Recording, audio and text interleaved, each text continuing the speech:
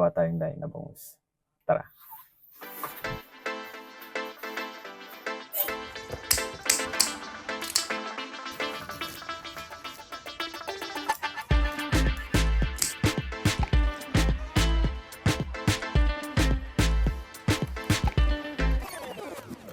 So quick tip lang kapag gumagawa kayo ng marinade, is kuha na kayo ng bowl at dun nyo i-mix lahat.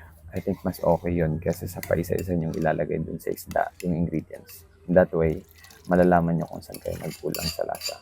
Balik tayo sa video.